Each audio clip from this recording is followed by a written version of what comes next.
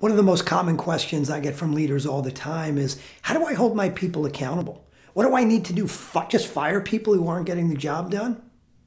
Lack of accountability causes frustration. Frustration on the part of the leader, the team, your employees, your customers, your vendors. It causes missed opportunities. It impacts your culture.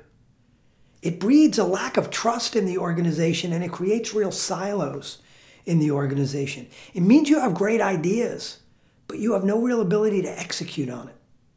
For some, it creates a 9-to-5 mentality because the only thing they're really accountable for is getting to work on time. For others who take real ownership, it creates the opposite, a never-ending day where they're trying to make up for what other people aren't getting done, and it just causes, at the end of the day, stress, burnout, frustration, lack of growth, individual and company, lack of fulfillment, and an inability to have the real impact you want to have on yourself, your family, your team, and your community. And it's not because leaders aren't strong enough or they're unwilling or they're afraid to hold people accountable. It's that they don't have a framework and a process. And it starts with a definition.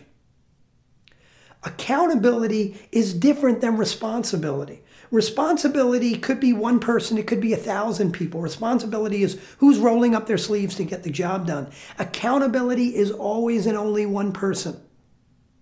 One person is accountable. There are different types of accountability you need in your framework. There's functional accountability. Who's accountable for marketing? Who's accountable for sales? Who's accountable for finance? There's process accountability that goes across those functions. Those are accountabilities for working in the business. There's also accountabilities for working on the business. True accountability for priorities every year, every quarter to move the business along. The number one most important part of the framework is a planning and communication rhythm. If you have the right meeting rhythms, the right communication rhythms, as the leader, you don't have to hold everyone accountable. People will hold themselves accountable and hold others around the table accountable. If you've got the right daily meetings, weekly meetings, monthly, quarterly, annual, which you're using to not only set those priorities, but create an environment where people are held accountable for those priorities. Now, just putting the meetings in place without the framework is not going to work. You're going to wind up having wasted meetings, and people are going to be looking at their watch saying, when can I get back and get real work done? On the other hand, if you put accountabilities in place, if you've got functional accountabilities with true measures of what it means to be successful in marketing or successful in sales, if you have process accountabilities, specific accountabilities around priorities, but you don't have the right communication rhythm, meeting rhythm in place, those will die on the vine. They will fall flat because you don't have the structure to actually hold people accountable for those accountabilities.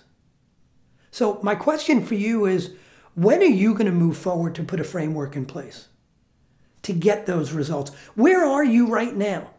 Maybe you, as a team, don't even have an understanding of the difference between accountability and responsibility. So you need to start there. Maybe you get that, but you don't have the right functional accountabilities or process accountabilities or accountabilities for priorities working on the business in place. Maybe you need to start there. Maybe you have those, but you don't have the right planning and communication rhythm in place. You don't have the right daily, weekly, monthly, quarterly, annual meetings. Maybe you need to put that in place. So where are you? And what's the next step on your journey?